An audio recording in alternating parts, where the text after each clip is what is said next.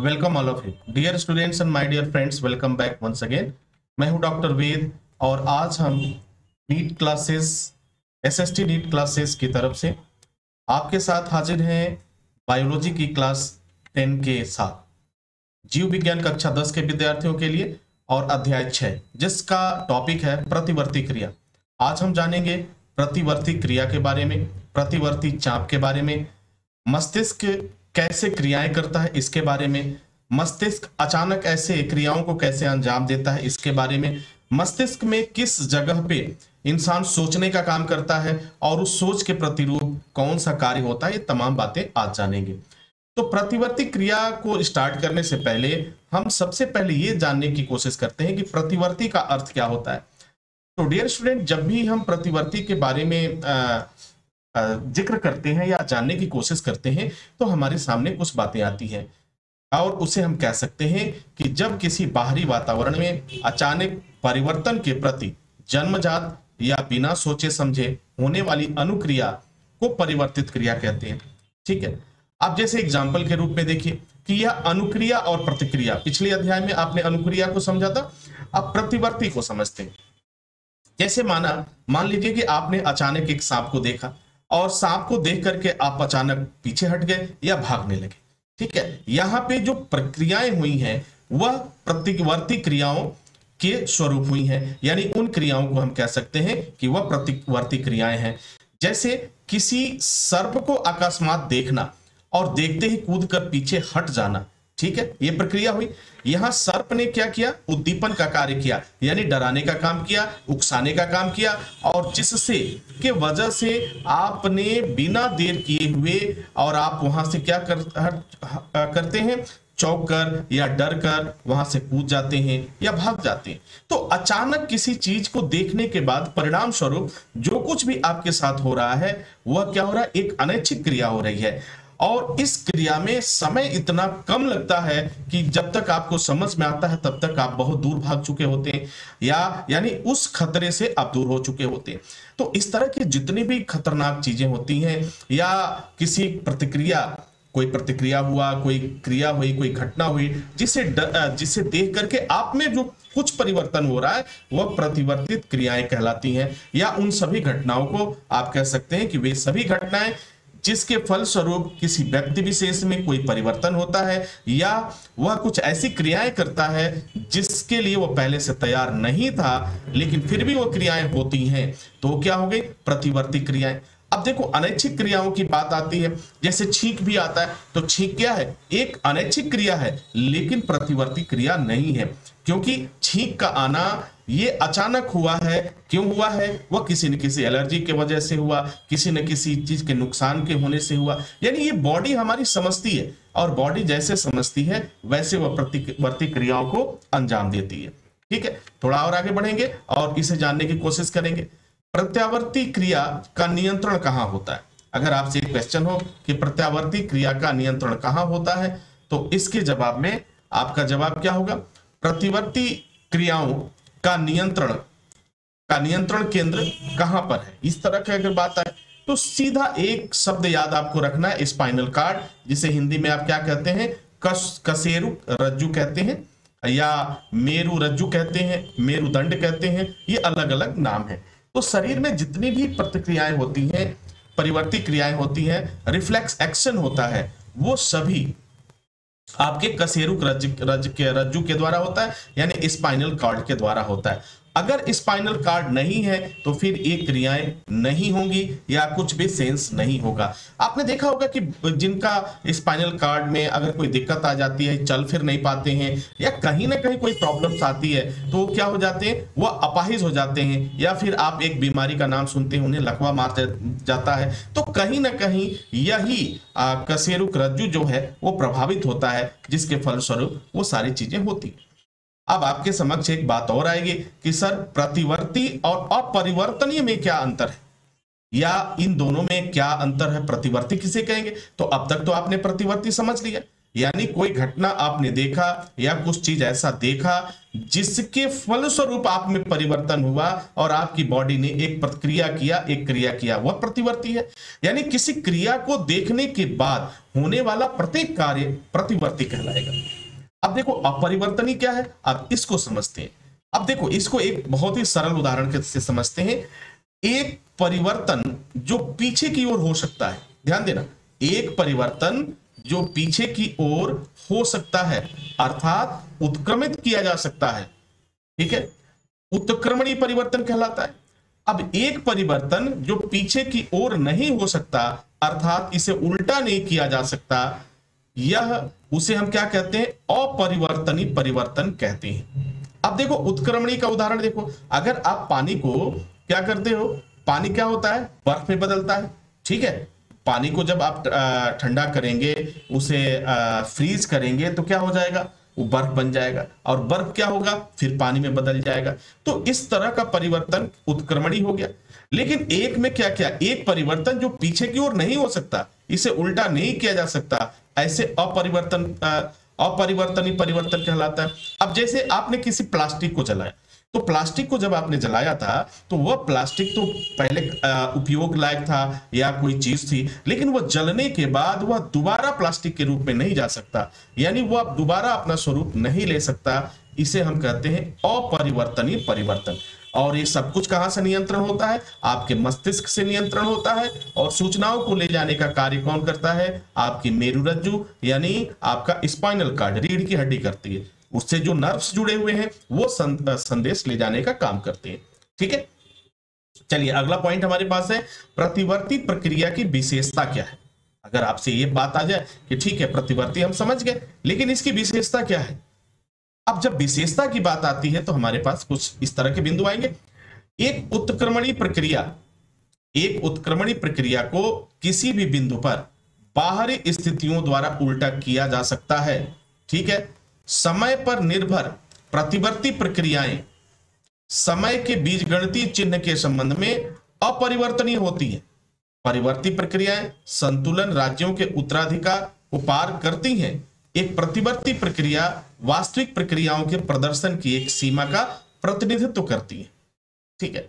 अब देखो यहां जितनी भी बातें की गई, यहां बीजगणित के चिन्ह की बात हो गई, यहां पे संतुलन राज्यों की बात हो गई, यहां उत्तराधिकार की बात हो गई, तो ये जो कुछ भी यहां पे परिवर्तन हो रहा है तो उसमें की विशेषता यही है कि किसी न किसी क्रिया के फलस्वरूप वो परिवर्तन होता है, किसी न किसी क्रिया के फलस्वरूप परिवर्तन होता है। तो उसके पीछे उद्देश्य क्या होता है, दो उद्देश्य होता है। पहला उद्देश्य आपकी सावधानी और दूसरा उद्देश्य आपका क्या होती है, सतर्कता।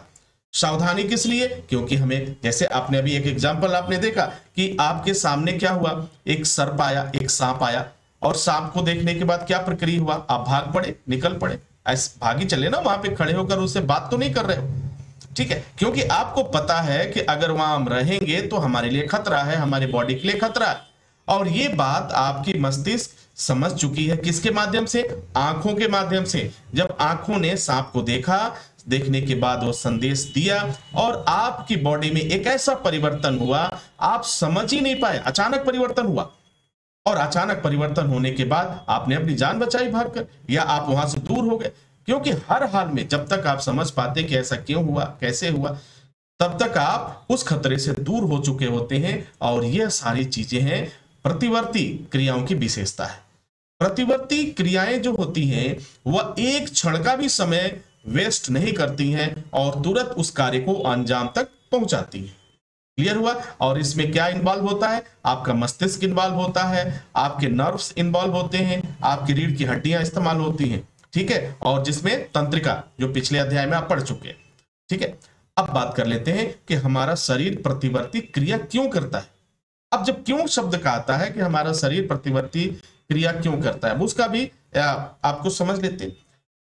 प्रतिवर्ती क्रियाएं शरीर में सम स्थिति क्या बनाने के लिए, सम स्थिति बनाए रखने के लिए शरीर को आंतरिक एवं बाह्य परिवर्तनों के प्रति त्वरित अनुक्रिया करती हैं। यानी सम स्थिति बनाने के मतलब क्या हुआ, सामान्य स्थिति में रखने के लिए, आप नॉर्मल रहें, आप पैनिक ना हो, बहुत घबराए ना। जब देखो क्या होता है ना, इंसान जब डरता है तो दो परिस्थितियां होती हैं, उसे उसके शरीर कांपने लगते हैं, उसके पसीने आने लगते हैं, उसका मुंह सूखने लगता है, इस तरह की परिवर्तन होता है। तो ये किसी परिणाम के फलस्वरूप या कोई इस तरह की घटना होने का अंदेशा जब होगा तो वह प्रक्रिया होती है। तो जो प्रतिवर्ती क्रियाएं जो होती हैं हमारी शरीर में सम स्थिति बनाने के लिए, ठीक है, वो जरूरी है। इसी वजह से प्रतिवर्ती क्रियाएं हमारी बॉडी क्या करता है, उसे अंजाम देता है, एक नया स्वरूप देता है। अब कोशिकाओं को संचारित कर देना, जिससे प्रतिवर्ती क्रियाओं के परिणाम स्वरूप इच्छी पेशी संकुचन होता है। ठीक है, पेशी संकुचन का मतलब यहां क्या संबंध है? पेशी संकुचन का मतलब कि किसी कार्य में गतिमान हो जाना और फिर अपने वापस उस कंडीशन में आ जाना, यानी पहले वाली अवस्था में आ जाना। तो शरीर प्रतिवर्ती क्रिया क्यों करता है? एक शब्द याद रखना है आपको, शरीर में सम स्थिति बनाए रखने के लिए क्या करना है? सम स्थिति बनाए रखने के लिए शरीर क्या करता है? प्रतिवर्ती क्रिया करता है।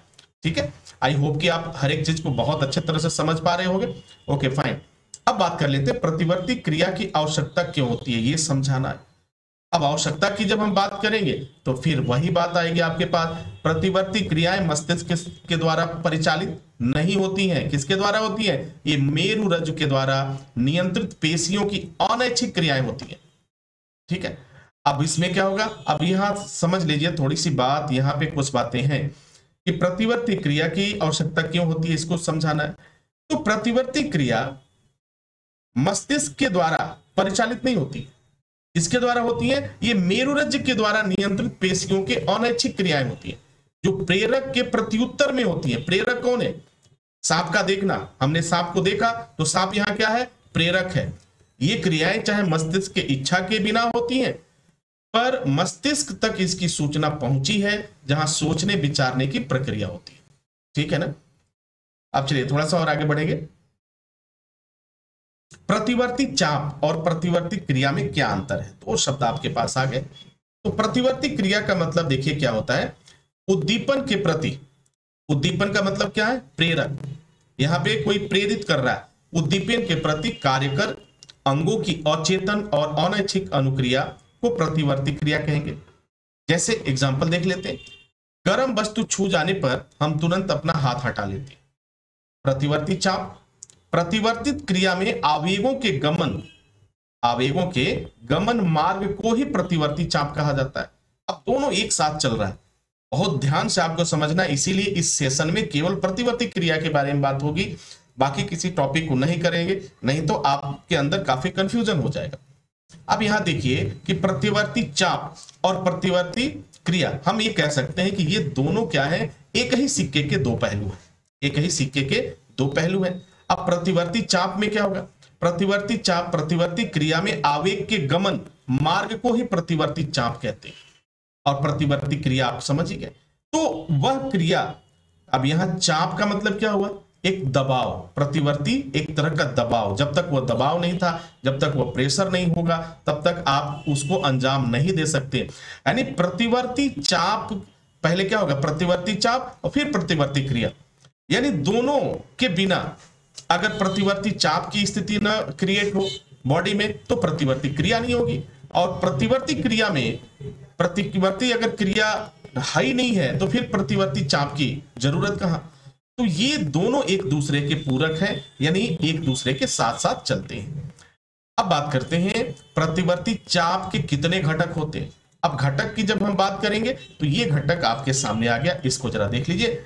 सबसे पहले प्रतिवर्ती चाप के कितने घटक की बात आए, यानी भाग की बात आए, तो पहला क्या होगा? ग्राही, जिसने ग्रहण किया। कौन है? संवेदिका तंत्र है, संवेदी तंत्रिका है। उसके बाद कहा गया?